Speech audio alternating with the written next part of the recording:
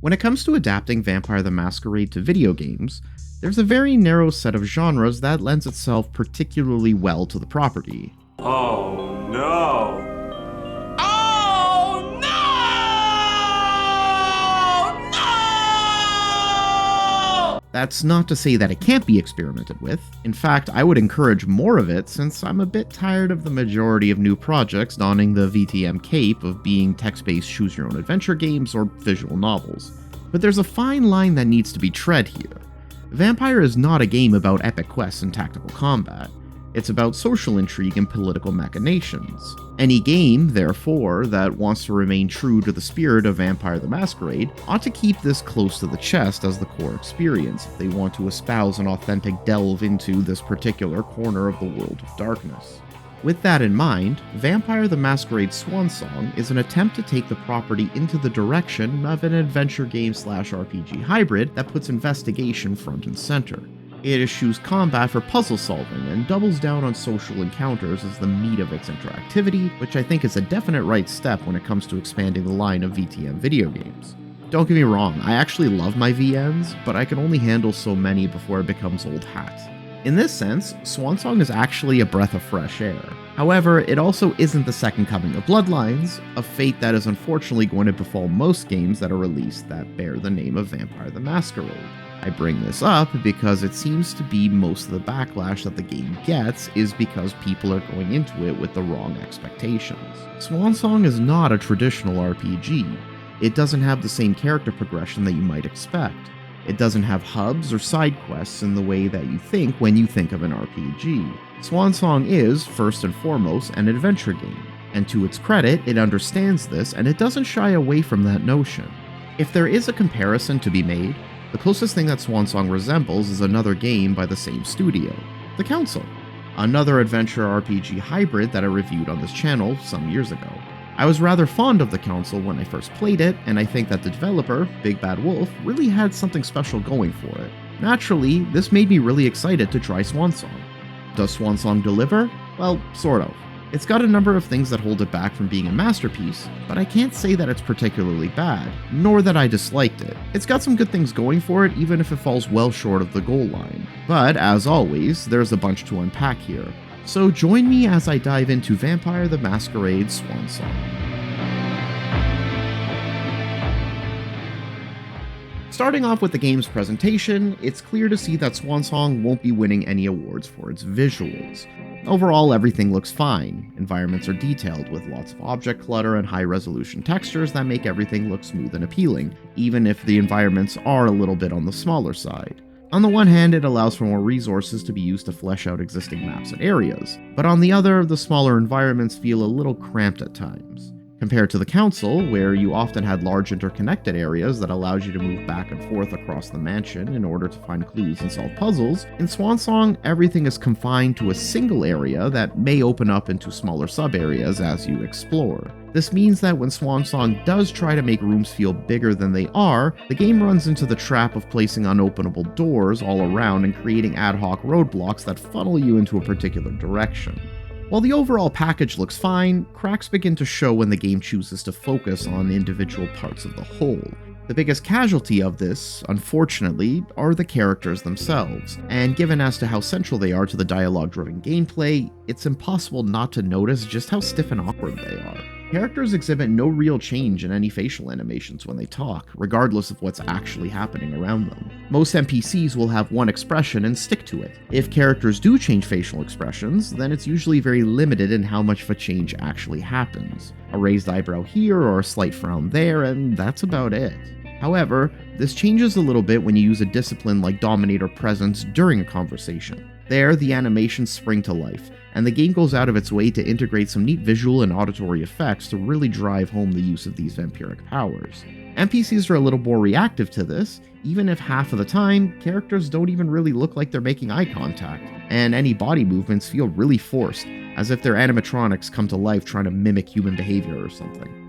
These animations are at their worst during cutscenes. Whether they're in-game moments that dip into action movie territory or the animation that plays when you feed on NPCs, Characters don't move very fluidly, and what you're left with is some very basic, very wooden scenes that aren't especially appealing. While each character may have their own unique feeding animations, that one animation is used over and over again, with the only changes being the character models themselves. Even the background used is the same generic dark room. Worse still is the game's lip syncing, which is just downright awful.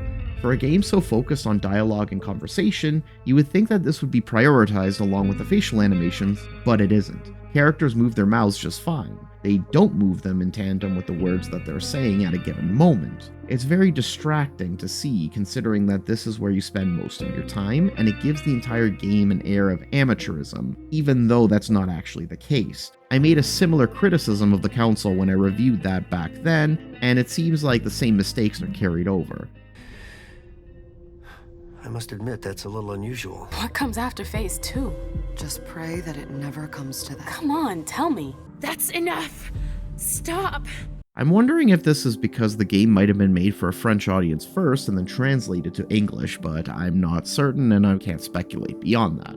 Oh, and expect some texture pop-in, given that this is using the Unreal Engine and all, as well as some rather odd light reflections that play around with your perception of what is an interactive object and what isn't. Too many times I was mashing my E key in the corner of a room looking for a piece of evidence when it was just the light bouncing off a bit of background. And on that note, one thing that I kinda dislike is the use of lighting refractions on your screen that makes it look like you're witnessing the whole game through a camera lens or something. If there's an option to turn it off, I'm not sure which one it is because a lot of these graphic settings here are just unhelpful. Lastly, the game's voice acting needs to be talked about a little bit too. None of it is truly terrible and never gets to the point of being pure schlock, but nothing is great about it either. It's just like the graphical presentation. It's a textbook mediocrity. However, what makes the voice acting especially grating is that every single character seems to have at least one voice line where their reactions to the previous piece of dialogue sounds incredibly unnatural. You're lying. It's out of the question, MM. I won't let her get away with this. All right. Calm down, Dijon. Where's Journey? What's it to you? Don't start with me. She was in charge of the party. She has to take responsibility for this. This is intolerable. These agreements were supposed to celebrate the power of my court. Instead, I've been made to look a fool in the eyes of my allies. Yeah, I think so. You think so? Isn't there anyone here that can inform me about anything? I've been asking for an hour. I must give Monsignor an update detailing how long this is going to take. Let's not keep him waiting then. But the local police are Just tell them Agent Olsen sent you. And we will see how high they are willing to jump. It's as if it were spoken without the conversation context presented in the script, so they're doing their best to guess, which is most likely the actual case. But then again, it still mars the game's presentation and makes the focal point of the gameplay pretty grating. Still, the performances themselves are fine, and I do like what each of the voice actors brought to their respective characters. Like I said, it's nothing to write home about, but I've certainly heard worse. As for gameplay, the simplest way to describe Swansong is that if you've played the Council, then you've played Swansong. That's to say that the only real thing separating the two games is the flavor that each of them employs. However, this flavoring does have some significant impact on how each game is paced, with Swansong getting the short end of the stick. Let me explain. Like I said before, Swansong is, at its core, an adventure RPG hybrid. That means that the characters you control gain experience, which is spent on upgrading your abilities and expanding your competency in a number of different areas as the game progresses. When first customizing a character, you have a choice of using one of 3 character templates that determine their starting specialities, or no specialty if you want to go the jack-of-all-trades route. Or you can select a completely blank sheet and develop it all by yourself. You have a number of different skills, each broken up into 3 categories: dialogue, exploration, and knowledge. The first 2 are as they sound. These are skills that are activated either during dialogues with NPCs or during social combat encounters, which Swansong calls Confronations, or for exploring each scene and finding alternate and often easier ways to find clues. The last category, however, knowledge, doesn't require a role to succeed in. These skills exist mostly to give players a little bit of extra information in dialogues or when interacting with objects. It's good for finding clues, but it has limited utility otherwise. It's not useless, as the information that you get is helpful, but it isn't strictly required to solve many of the game's puzzles, social or otherwise. You also have 3 attributes: physical, social, and mental. Combined with skills, attributes help increase the probability of passing a skill check in the case of a tie. Attributes will also help lower the cost of willpower used both when activating a skill, but also when focusing it. More on all of this in a minute. In order to make use of your skills, you're going to need to spend a resource called willpower. Each skill has a varying usage cost. Higher level skills and skills associated with attributes that you're highly trained in will naturally cost less willpower than skills you haven't invested much time into, but all active skills do cost willpower to use. The only exception to this are your knowledges, which, again, aren't really active skills and are used to provide extra contextualization in some of the things that you discovered while playing. Thus, using your skills and vampiric powers becomes something of a test in resource management, in that the game actively attempts to find ways to make you not over-rely on those vampiric powers and instead interface with the map to learn as much information as you can the old-fashioned way. This is reinforced by a mechanic called suspicion, which does hamper certain skills if raised too high, essentially making it more difficult to succeed when using them, and thus encouraging you to find alternate means of completing your objectives. Suspicion itself is raised through the active use of disciplines or by feeding and replenishing your blood pool. The other way that you can increase your suspicion is through not collecting suspicious items when playing the game. Some scenes will involve sensitive materials that speak to the existence of vampires in the world, and as a society that works very hard to keep the world in the dark of their activities, such items can make it so that our blood-sucking protagonists are gonna have a bad time. While the suspicion mechanic is a good idea on paper, I find that its execution is half-baked. As far as I can tell, the only thing that happens is a relatively minor penalty to a single ability, which reduces the probability of passing it only on a tie. As it is, there really isn't much of a consequence in play for raising your suspicion too much, as there's no system in play that reinforces the idea particularly well and punishes players who attempt to brute force their way through the game. Unless it affects an ending, which I'm not sure that it doesn't seem to really be all that punishing. During my playthrough, I threw around vampiric disciplines and skills often, and I still ended the game with a suspicion bar about a quarter of the way full, all while noticing no change in how the game reacted to my playstyle. Without any real consequences, this ability to temper the player's use of powers falls kind of flat. Your willpower can be recovered while in the middle of a scene in one of 2 ways. The first and perhaps the most obvious are through consumables that you find in the world. The second is actually through spending willpower itself and engaging in conversations with NPCs. In these instances, you need to win the dialogue. In some cases, it just means successfully getting information out of the NPCs that you're talking with. More often, though, you'll engage in a confrontation, which is a social battle of sorts that is broken up into a number of stages. This is another game system brought over from the Council, and I find that it works equally as well here as it did there.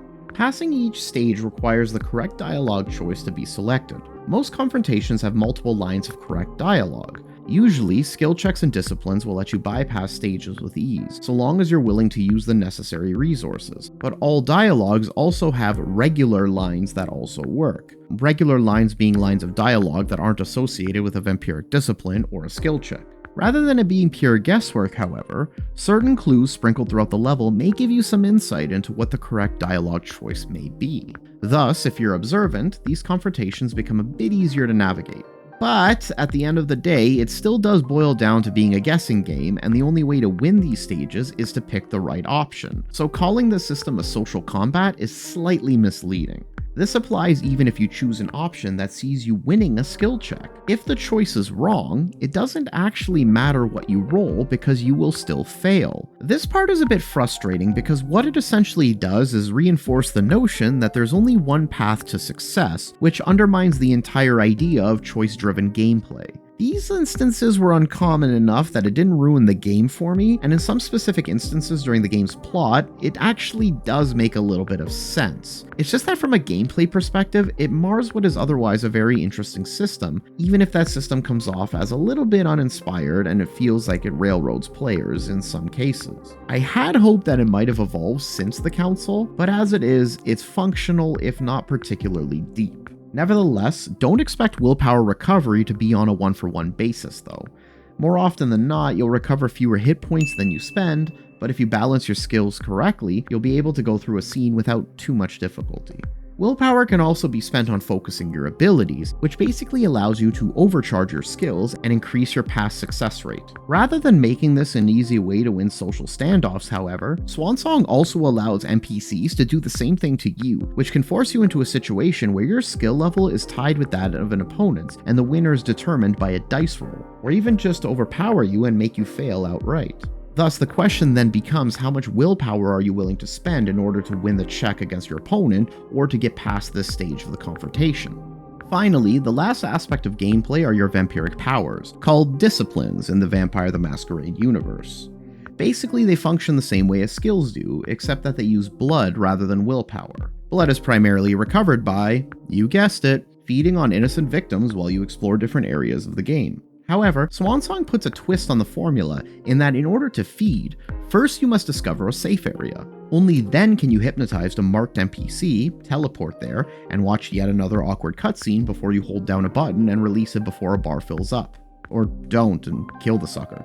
Each map only has a limited number of these, so once all of these areas are filled, then you can't lure any more mortals there. You can feed from NPCs already in safe rooms for a second time, but doing so will immediately kill them and raise your suspicion. Alternatively, some maps have rats that you can freely feed from. These will give you much less blood, but will also give you less suspicion too. Like suspicion, hunger can also modify the ability to pass certain skill checks by increasing their difficulty the higher the bar goes. But hunger also makes it easier to intimidate NPCs because when you're hangry, it's easier to turn into a raging asshole and scare them into doing what you want. I worked 10 hours! All I want is Wingstop! That's a little excessive. Why? Hunger is measured on a per character level. I'm fucking starving, Swin! While suspicion, for some reason, is shared by all of the playable characters. These hunger penalties go away after you've drunk your fill, so they don't exactly hang around your neck the same way suspicion does. The last thing that can affect gameplay, and that makes its return from the council, are traits and talents. The former are basically additional bonuses or penalties that are unlocked based on the decisions that you make during certain segments of the game. The latter are a bit different in that, instead of unlocking a talent by having certain skill level prerequisites, as you did in the Council, in Swansong, talents are skill upgrades you get by continually using your skills over and over again, which will then unlock minor bonuses. And, much like everything in Swansong when compared to the Council, there's a lot less of both of these here, and neither of them have nearly as much of an impact as they did then, making it yet another downgrade in terms of gameplay. You can also equip items, much like you could the books in the Council, but, like traits and talents, your selection here is stripped down, making them pretty much inconsequential to gameplay. Man, it sounds like I'm repeating myself a lot here. It seems to me that these were legacy systems that worked really well for one game, and the developers saw it necessary to bring over here because the gameplay approach is more or less the same, but they just got so bogged down in trying to make all the narrative work between the three protagonists instead of the one that they couldn't figure out how to incorporate any of this in an interesting, meaningful, or impactful way. But don't worry, we'll get to all of that too. Alright, you got all that gameplay stuff? Great. I know what you're thinking. It sounds like this game is an utter mess. And honestly, when broken down individually, sure, all these gameplay systems do sound like they're a mess. But when they combine together, they actually combine together pretty competently. None of what Swansong offers by itself is particularly interesting or fresh, but what makes this game work is through its gameplay arrangements of blending your detective work with clue finding, conversation encounters, and puzzle solving. In short, Swansong is more than the sum of its parts, which is actually something that kind of surprised me as I was writing the script. The end result is a very sound system that works well to make both social encounters and area exploration interesting through the combination of resource management and by introducing alternative methods of completing objectives based on character ability and your willingness to expend those resources. Well, for the most part anyway. There are still some instances where the game devolves into offering simple workarounds to compensate for challenges that can only be accomplished by one method. For example, one of the player characters doesn't have access to the discipline aspects, which basically enhances your senses and allows you to see psychic resonances. Rather than placing this character in scenes where such perceptions wouldn't be a factor, the game just gives him his own mild version of the discipline called Sense the Unseen. It can't be upgraded and you automatically start with it. But the most insulting part of this is that it's literally used one time throughout the game. Rather than try to shoehorn an extra ability for a character that shouldn't have it, why not just rebuild the section and find an alternate way to integrate that clue? The game already does that with every other objective. But this isn't even the only instance of this. One puzzle requires that one of the characters use their ability to move incredibly quickly, but the ability the puzzle hinges on requires a level 2 upgrade. The game's solution, therefore, is to add a consumable item in the room just before the puzzle that, if drunk, boosts your discipline by 1 point until the end of the scene, which will automatically give players this ability regardless of what their character builds are. Again, why not just reconstruct the level to take certain character builds into account rather than undermine player choice in character building? At the very least, when this was done with our third protagonist, there was a requirement that you win a confrontation before you were given a similar discipline boosting item.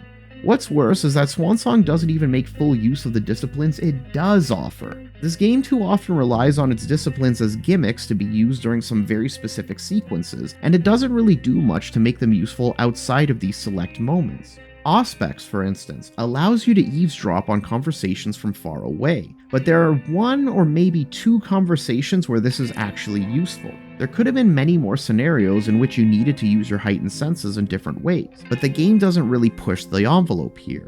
Even disciplines that you can use during conversations so rarely did anything interesting or helpful that I barely bothered with the few that I had. Not that it matters in some cases, as Swansong does go down the route of setting some dialogue choices in stone, meaning that you won't succeed when you encounter them no matter how much you try, essentially rendering them as beginner's traps. It's one thing to put them into confrontations where you're essentially engaged in a social struggle, but it's another to offer an option in what is seemingly normal gameplay that under normal circumstances works the way you expect it to, only to have the rug pulled from under your feet. I think what makes this particularly frustrating is that Swansong's bigger issue is that it took the wrong lessons from its predecessor. As I said before, a very similar system was used in the Council, and on paper it should work great here. In fact, that's one of the reasons I was so looking forward to finally having a chance to play this game when it came out. But, while that system works well in the Council, it doesn't work well in Swansong because Swansong offers fewer skills and fewer talents overall, meaning that your choices are far more limited during some of these more questionable sections. It's not quite as fleshed out as the Council is, and by trying to port over the systems without giving it the same depth, you're essentially doing this game a disservice because you're not offering players the same tools they have to complete similar goals. It's a problem that's especially highlighted because Swansong suffers from something of a pacing problem in regards to its character growth and progression.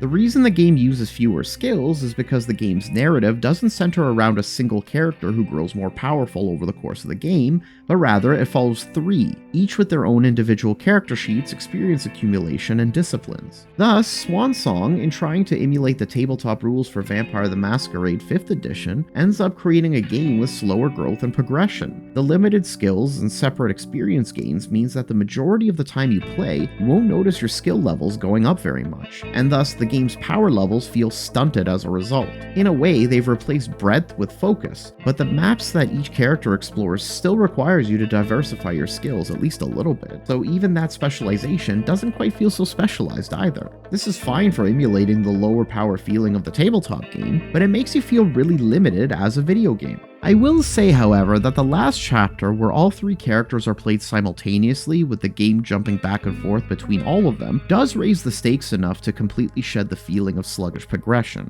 In doing so, though, it creates a pacing discrepancy, and it does hurt the feel of the game a bit insofar as how the narrative builds up to that finale. You don't feel particularly powerful until you reach the conclusion, and so the sense of progression is very much rooted in the chain of events moving forward. And considering that each character only has 5 scenes in the game, it means that you'll be building 3 characters who all have very similar skill sets without much differentiation between their respective abilities. It's hard to get behind a character and watch them grow since you've spent a limited amount of time with them. The only difference between the characters are their disciplines, and even then, 2 of the 3 disciplines each one has access to are shared among the other characters. The fact that the game uses interconnected scenes rather than a singular large area that you can explore as you did in the Council makes Swansong feel much smaller and much more compact. This makes the game feel much more linear, even if the story really isn't, since there's such a strong focus on the immediacy of the area that you're dropped into. Although you do have the ability to replay these chapters in your save slot whenever you want, and this works for the scale of the story that Swansong is trying to tell. This compartmentalization does make it feel as if you're missing something, and it doesn't really lend itself much to narrative coherency. As a result, the story as a whole feels much more disparate. Despite not spending too much time with each of the characters, I will say that they're pretty well realized and well developed for the most part. Their backstory and baggage is revealed to you over the course of the game, as are their aims and positions within the hierarchy of Boston's vampiric society. The game also supplements these characters by packing in a ton of in-game documents and files that expand on the lore of the game's universe, the immediacy of the Boston Camarilla, the organizations, factions, and even other characters that you encounter. What really surprised me about Swansong is just how much it felt like it was rooted in the lore of the old books, despite taking the setting of Boston and updating it for the latest version of the game. That's because the game, or at the very least the accompanying sourcebook that you can get along with the game, was written by Matthew Dawkins, an old Vampire the Masquerade stalwart who has written for the tabletop setting many a time. In fact, it was his old channel, The Gentleman's Guide to Gaming, that opened up a lot of doors into Vampire for me way back in the day. With his touch, Swansong feels like a proper continuation of the old established lore. A criticism I've had of the latest edition, which is largely lacking from most of the available published material. Seeing a Boston realized with so many nods to old characters and events that has progressed in a mostly logical manner here is a very welcome sight. Swansong begins with an emergency meeting called by the Prince of Boston, wherein the Camarilla, the vampiric society that controls Boston, goes under a lockdown when one of their establishments is attacked and many of its patrons slaughtered in the confusion. The Prince tasks our 3 protagonists to investigate several different leads and uncover how the attack happened, who orchestrated it, and to determine the amount of danger that everybody finds themselves in. Overall, the story is fine. It's good, but not great. It's steeped in the sort of intrigues that one expects from a Vampire the Masquerade experience, and like I said in the introduction, there's no combat to speak of. Instead, the game focuses on telling a mystery story with investigation as its centerpiece. While it doesn't offer too much in terms of branching paths, the game does give you insight into whether or not you are successful in wrapping up any or all of the loose threads at the end of the scene. Much like the Council, Swansong employs an ending screen at the conclusion of each chapter that shows you what objectives you've accomplished, failed, and which alternate routes you could have taken. These routes don't really affect the game's finale too much, as the story follows a mostly set course of events, but the game does offer a few different endings based on a number of variables that you can manipulate along the way. Some of these are last-minute choices that you make during the epilogue, while others are consequences of some of the more major decisions that you've made during the game. Very few of these choices come home to roost, though. You're not really changing the outcome of the world as much as you're altering the fates of the characters you're controlling, and in some ways, they're not very significant alterations. In a way, they're meaningful choices in that they do act as building blocks that lead to a proper story conclusion for each of the characters, but much like the sense of increasing your character's abilities, they don't feel particularly impactful to the grand scheme of things. Think of it as a smaller scale personal story, wherein many of these seemingly inconsequential choices offer character epilogues that I think are satisfying given the nature of the game's story, even if in some cases they follow the Deus Ex Human Revolution method of pressing the button to seal your fate. That said, there's enough replay value here to warrant another run through to see how different scenarios play out or to pick up on any objectives you may have missed the first time. Swansong also does have a few failure states if you completely botch the endgame scenarios, so it's not like you aren't punished for really making a mess of things. And that's basically all there is to Vampire the Masquerade Swansong, without delving too much into spoiler territory. Is it terrible? No, not really. It's fine, I actually quite enjoyed it, but in a lot of ways it's a clear step backwards from the Council. It doesn't wow or amaze or even have that much staying power despite its semi-branching paths and myriad of options, but I found the story good enough to make the experience worthwhile and worth a second playthrough. I do like Swansong despite its middling quality. It's a decent addition to the Vampire the Masquerade game library, but it's still a hard game to recommend. It is absolutely a game that is the embodiment of being mid, or embody mid, I guess. Huh? No? Honestly, I only think it's worth it on a sale. Its appeal is already limited to a very specific audience, and Swansong just doesn't have the chops to appeal to too many people beyond that audience. I'm very glad that this isn't yet another visual novel and that the franchise is expanding to other genres, and really, it's a shame to see a game that is so on brand with the Vampire the Masquerade ethos to just be so underwhelming, all things considered. If you like The Council, or you're looking for a good adventure game, or you want something that's slower or more narratively driven, then you'll probably enjoy Swansong. More so if you're a fan of Vampire the Masquerade as a franchise. But I'll wager that's just coming from a place of absolute starvation in terms of what is available to us. And that's probably the reason I'll likely replay this game in the future, the branding alone. But I won't pretend that if it wasn't part of a franchise that I would like it as much as I do. I think The Council was by and large the stronger game between the two, though I will say that while the gameplay is better in the former, at least Swansong's finale and ending didn't leave a bad taste in my mouth the way The Council did. I guess that alone counts for something, right?